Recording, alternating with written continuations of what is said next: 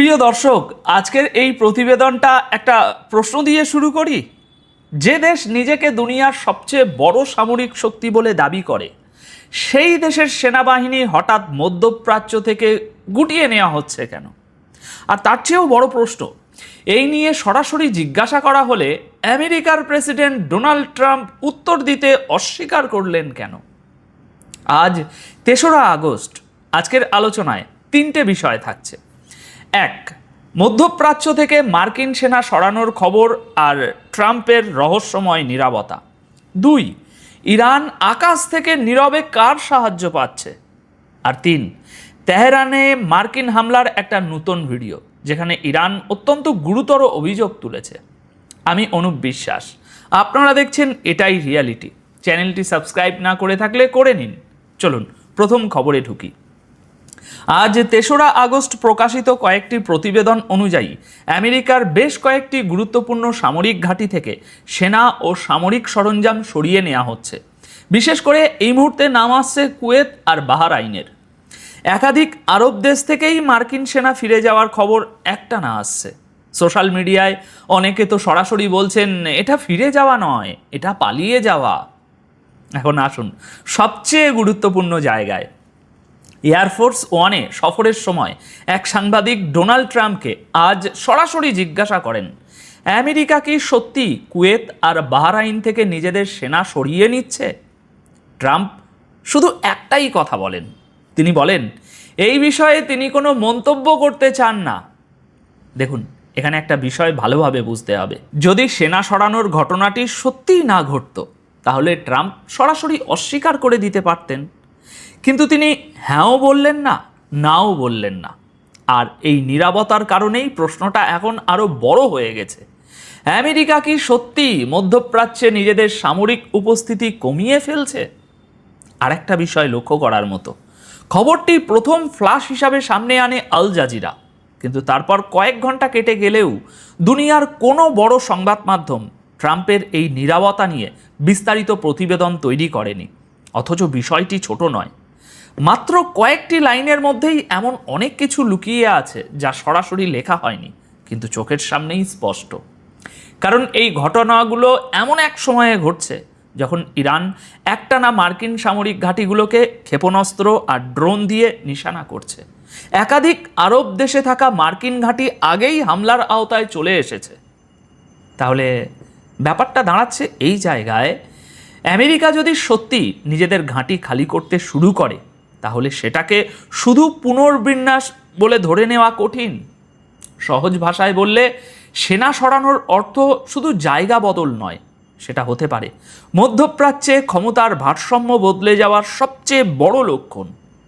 কিন্তু এখানেই বিষয়টা শেষ হচ্ছে না।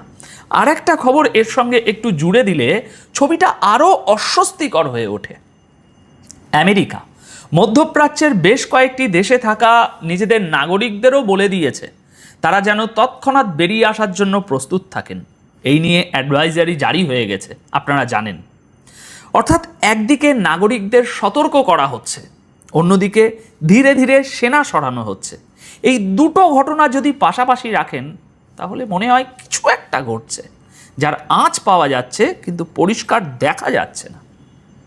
এবার একটা প্রশ্নের কথা বলি, যেটা তুলেছেন সাধারণ দর্শকরাই। আজকের একটি ভিডিওর কমেন্ট বক্সে অনেকেই আপনারা এই প্রশ্নটা করেছিলেন। ওই ভিডিওতে আমি আপনাদের জানিয়েছিলাম কুয়েতের পর এবার ইরাক থেকেও মার্কিন সেনা সরে যাচ্ছে এবং আগামী মাসে অর্থাৎ সেপ্টেম্বরের মধ্যে ইরাক থেকে একজন করে সব মার্কিন সেনাকে বার করে আনার পরিকল্পনা শুরু হয়ে গেছে। তারপরেই অনেক দর্শক আপনারা সন্দেহ প্রকাশ করেন। আপনাদের প্রশ্ন ছিল, এমনটা নয় তো যে আমেরিকা আগে নিজের সেনা আর নাগরিকদের নিরাপদ জায়গায় সরিয়ে নিচ্ছে আর তারপর ইরানের উপর এমন কোনো ভয়াবহ হামলা চালাবে যার প্রভাব সীমান্ত পেরিয়েও ছড়িয়ে পড়বে? যুক্তিটা আপনারা দিয়েছেন এইভাবে যে ইরানের একেবারে পাশের দেশ, বড় কোনো যুদ্ধ বাঁধলে ইরানের উপরে চালানো ভয়ানক হামলার আঁচ সবচেয়ে আগে ইরাকেই পৌঁছাবে। তবে এখানে আমাকে একটা কথা পরিষ্কার করে বলতেই হবে।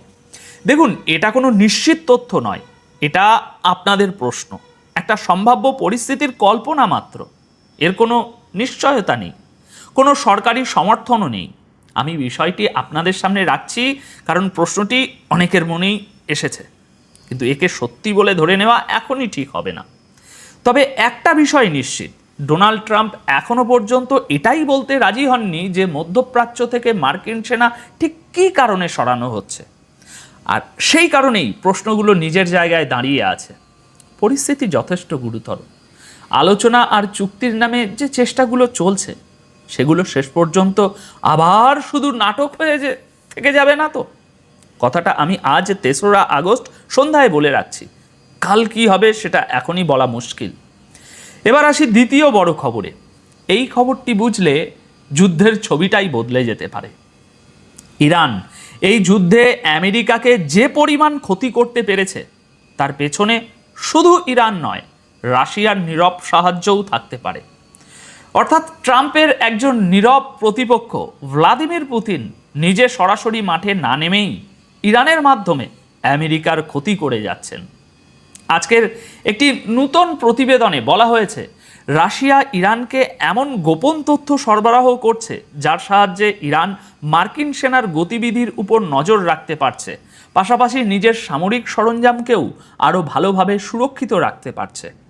প্রতিবেদনে দাবি করা হয়েছে রাশিয়া ইরানকে আকাশ থেকে সাহায্য দিচ্ছে, অর্থাৎ উপগ্রহের মাধ্যমে নজরদারি আর ইলেকট্রনিক গোয়েন্দা তথ্য, যাকে সিগন্যালস ইন্টেলিজেন্স বলা হয়। বিষয়টা একটু সহজ করে বলি, এর মানে হলো শত্রুপক্ষের যোগাযোগ, রেডিও সংকেত আর যন্ত্রপাতির সংকেত ধরে ফেলে বুঝে নেওয়া তারা কোথায় আছে এবং কি করতে যাচ্ছে। বলা হচ্ছে এই গোয়েন্দা তথ্যের সাহায্যেই ইরান মার্কিন সামরিক ঘাঁটি, মার্কিন সেনার জমায়েত এবং তাদের চলাচল আগে থেকেই চিহ্নিত করতে পারছে। আর ঠিক এই কারণেই ইরানের ক্ষেপণাস্ত্র ও ড্রোন হামলা আগের চেয়ে অনেক বেশি কার্যকর হয়ে উঠেছে। এই প্রতিবেদনটিতে আরও বলা হয়েছে রাশিয়ার দেওয়া এই তথ্য ইরানের আকাশ প্রতিরক্ষা ব্যবস্থাকেও শক্তিশালী করছে, যাতে ইরান মার্কিন অস্ত্র আর হামলা আরও ভালো মোকাবিলা করতে পারে। তবে এখানে একটা জরুরি কথা আছে, এই প্রতিবেদনে করা এই দাবিগুলো এখনো পর্যন্ত রাশিয়াও স্বীকার করেনি, ইরানও করেনি। আর এই কারণেই খবরটি সামনে আনতে আমি একটু অপেক্ষা করেছি। ভেবেছিলাম হয়তো কোনো এক পক্ষ অস্বীকার করবে, কিন্তু কেউ কিছু বলেনি। এখন প্রশ্ন হলো এই নীরবতাকে কিভাবে পড়া উচিত? অস্বীকার না করাটাই কি এক ধরনের স্বীকৃতি? এই দাবিগুলো যদি সত্য প্রমাণিত হয় তাহলে এর অর্থ দাঁড়াবে খুব সহজ। আমেরিকা যে যুদ্ধকে শুধু ইরানের বিরুদ্ধে যুদ্ধ ভাবছে তার পিছনে রাশিয়ার নীরব উপস্থিতিও ঠিক ততটাই গুরুত্বপূর্ণ। তাহলে কি আমেরিকার বিরুদ্ধে একটি নতুন মোর্চা খুলে যেতে পারে? এমন একটি মোর্চা যা চোখে দেখা যাবে না, কিন্তু যার অস্তিত্ব থাকবে আর যার পিছনে কাজ করবে রাশিয়ার মস্তিষ্ক। এবার তৃতীয় খবরে আসি। এই খবরটি এই যুদ্ধের সবচেয়ে বেদনাদায়ক মুহূর্তগুলোকে আবার সামনে এনে দিয়েছে। আজ 3রা আগস্ট সকালে ইরানের সরকারি টেলিভিশন একটি নতুন ভিডিও প্রকাশ করেছে। এই ভিডিওতে যুদ্ধের একেবারে শুরুর দিকের একটা ঘটনা দেখানো হয়েছে। ঘটনাটি 2রা মার্চ 2026-এর তেহরানের ফিরদৌসি স্কোয়ারে চালানো মার্কিন হামলার ভয়াবহ মুহূর্ত ধরা পড়েছে সেখানে। ইরানের অভিযোগ, প্রথমে মার্কিন হামলা ফিরদৌসি স্কোয়ারে নিশানা করে, আর এই অভিযোগের সমর্থনে তারা সিসিটিভি ফুটেজ সামনে এনেছে। এরপর যা ঘটেছে বলে দাবি করা হচ্ছে সেটাই সবচেয়ে গুরুতর। প্রথম হামলার মাত্র 7 মিনিটের মধ্যে ঠিক একই জায়গায় দ্বিতীয় হামলা চালানো হয়। এই ধরনের কৌশলকে ইংরাজিতে বলা হয় ডাবল ট্যাপ। অর্থাৎ প্রথম হামলার পর যখন উদ্ধারকারীরা ঘটনাস্থলে পৌঁছান ঠিক তখনই একই জায়গায় দ্বিতীয়বার আঘাত করা। ইরানের দাবি অনুযায়ী দ্বিতীয় হামলার সময় সেখানে উদ্ধারকারী দল, চিকিৎসা কর্মী এবং সাধারণ মানুষ আহতদের বের করে আনার কাজে ব্যস্ত ছিলেন। ইরান বলছে এই দ্বিতীয় হামলায় কয়েক ডজন ইরানি নাগরিক নিহত হন এবং বিপুল সংখ্যক মানুষ আহত হন। তাহলে এর অর্থ কী সেটা এবার একটু সহজভাবে বোঝা যাক। ইরানের বক্তব্য অনুযায়ী দ্বিতীয় হামলাটি এমন সময়ে চালানো হয়েছিল যখন সেখানে কোনো সামরিক তৎপরতা নয়, বরং উদ্ধার কাজ চলছিল। সেই কারণেই ইরান বলছে আমেরিকা জেনে বুঝে সাধারণ ইরানি নাগরিকদের হত্যা করেছে। তবে এখানে ভারসাম্য বজায় রাখা দরকার। এই ভিডিও কিংবা ইরানের এই অভিযোগ নিয়ে আমেরিকার তরফ থেকে এখনও পর্যন্ত কোনো সরকারি বক্তব্য আসেনি। অর্থাৎ এটি এই মুহূর্তে ইরানের অভিযোগ এবং ইরানের প্রকাশ করা ফুটেজ। আমেরিকার পক্ষ থেকে এর সমর্থন বা খণ্ডন কোনোটাই আসেনি। তবু এই ভিডিও একটি পুরনো প্রশ্নকে আবারও জীবিত করে তুলেছে। এই যুদ্ধে আসল নিশানা আসলে কে ছিল, আর সবচেয়ে বড় মূল্য চোকালো কারা? এবার সব মিলিয়ে ছবিটা এক জায়গায় রাখছি যাতে সম্পূর্ণ ছবিটা আরও পরিষ্কার হয় আপনাদের চোখে। একদিকে আমেরিকা মধ্যপ্রাচ্য থেকে সেনা সরাচ্ছে বলে খবর আসছে, নাগরিকদের প্রস্তুত থাকতে বলা হচ্ছে, আর প্রেসিডেন্ট মুখ খুলতে রাজি নন। অন্যদিকে দাবি উঠছে ইরান একা লড়ছে না, তার পেছনে রাশিয়ার নীরব গোয়েন্দা সহায়তা রয়েছে। এখন সামনে তাহলে কি হতে পারে? পরিস্থিতি এভাবে চলতে থাকলে মোটামুটি দুটো সম্ভাবনা তৈরি হচ্ছে। প্রথম সম্ভাবনা, আমেরিকা সত্যিই মধ্যপ্রাচ্যে নিজেদের সামরিক উপস্থিতি কমিয়ে আনছে। সেক্ষেত্রে এই অঞ্চলে ক্ষমতার ভারসাম্য বদলে যাওয়ার একটা বড় ইঙ্গিত মিলবে। দ্বিতীয় সম্ভাবনা, সেনা আর নাগরিক সরানোর পিছনে অন্য কোনো হিসাব কাজ করছে।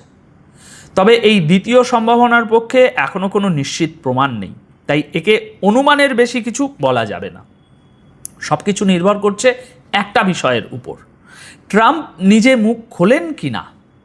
তাই আগামী কয়েকদিন এই বিষয়ের উপরেই নজর রাখতে হবে। মোদ্দা কথা এটাই, মার্কিন সেনা সরছে, প্রেসিডেন্ট চুপ, রাশিয়ার নীরব ভূমিকা নিয়ে প্রশ্ন উঠছে, আর ইরান নতুন ফুটেজ দিয়ে অভিযোগ আরও জোরালো করছে। এতগুলো ঘটনা একসঙ্গে ঘটছে বলেই বিষয়টা আরও গুরুতর মনে হচ্ছে। এখন আপনাদের কাছে আমার প্রশ্ন, ডোনাল্ড ট্রাম্প যে সরাসরি অস্বীকার না করে চুপ করে গেলেন, সেটাকে আপনি কিভাবে দেখছেন? এটা কি নিছক কূটনৈতিক সতর্কতা, নাকি এর পেছনে বড় কিছু লুকিয়ে আছে? আপনাদের মতামত কমেন্ট বক্সে অবশ্যই লিখে জানাবেন। ভিডিওটি শেষ পর্যন্ত দেখার জন্য আপনাদের সকলকে অসংখ্য ধন্যবাদ। সবাই খুব ভালো থাকবেন, সুস্থ থাকবেন। ধন্যবাদ আপনাদের সকলকে।